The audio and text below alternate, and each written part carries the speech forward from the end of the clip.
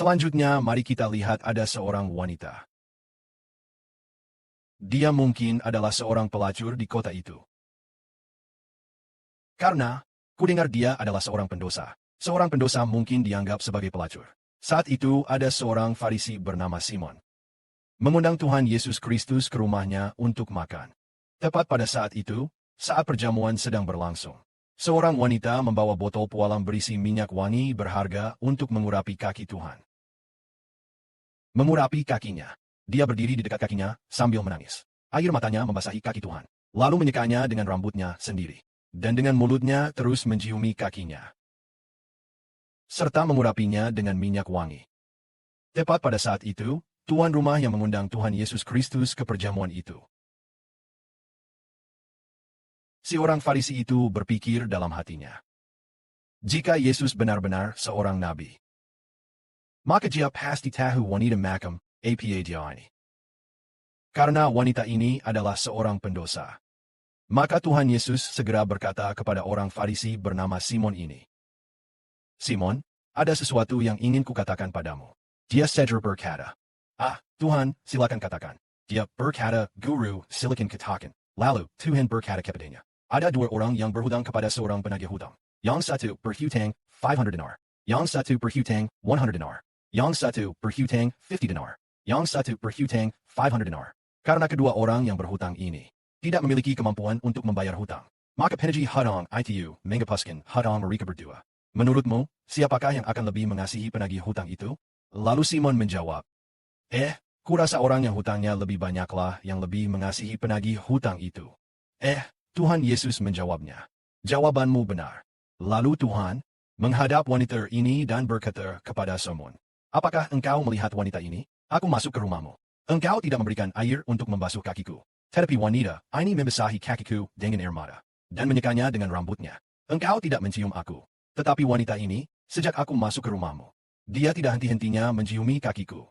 Engkau tidak mengurapi kepalaku dengan minyak. Tetapi wanita ini mengurapi kakiku dengan minyak wangi. Karena itu, meskipun dosanya banyak, semuanya telah diampuni. Karena dia banyak mengasihi.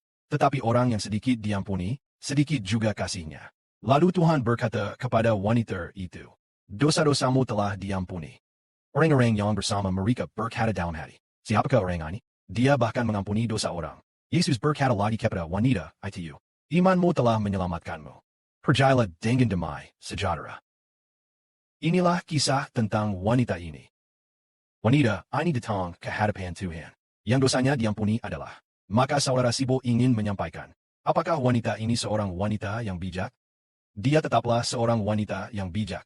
Dia mungkin telah melakukan dosa. Dan menyinggung Bapa Surgawi. Menyinggung Bapa Surgawi. Dan juga menyinggung banyak orang. Mungkin begitu.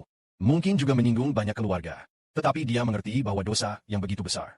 Mungkin berkata kepada wanita ini, aduh, aku si pendosa besar ini. Apa yang harus kulakukan dengan dosa yang begitu besar ini? Dia mendengar bahwa anak Allah telah datang. Maka dia datang ke hadapan Tuhan. Memohon Tuhan mengampuni dosanya. Maka dikatakan imanmu telah menyelamatkanmu. Percayalah dengan damai sejahtera. Lalu apakah dosa wanita ini telah diampuni? Telah diampuni. Lalu orang yang bijak itu orang yang seperti apa? Orang bijak harus menunggu dan datang ke hadapan Tuhan tepat pada waktunya. Menunggu sebelum hari besar Yehuwa, Bapa Surgawi, tiba. Segeralah datang ke hadapan Tuhan. Mohon Tuhan mengampuni dosa-dosa kita, agar tidak terlambat saat hari besar Yehuwa tiba. Aduh, ini, selagi Injil Tuhan Kristus kita sedang diberitakan sekarang. Selagi Bapa masih dapat diamukan sekarang. Datanglah ke hadapan Bapa tepat pada waktunya, yaitu datang ke hadapan putranya, agar Bapa kita mengampuni dosa-dosa kita, agar tidak menunggu sampai pintu kerajaan surga tertutup. Artinya, menunggu sampai hari besar Yehuwa tiba. Baru kita memohon kemurahan Tuhan. Maka Tuhan berkata, aku tidak pernah mengenal kalian. Pada saat itu mereka akan berkata, Tuhan, mohon berikan pinta bagi kami. Akan dikatakan, aku tidak pernah mengenal kalian. Jika demikian, itu tidak baik. Maka kita harus meneladani wanita ini, datang ke hadapan Tuhan dengan mengasihi Tuhan dengan penuh kasih. Maka semua dosa kita akan diampuni. Karena semakin besar kasih kepada Tuhan, semakin banyak hutang budi.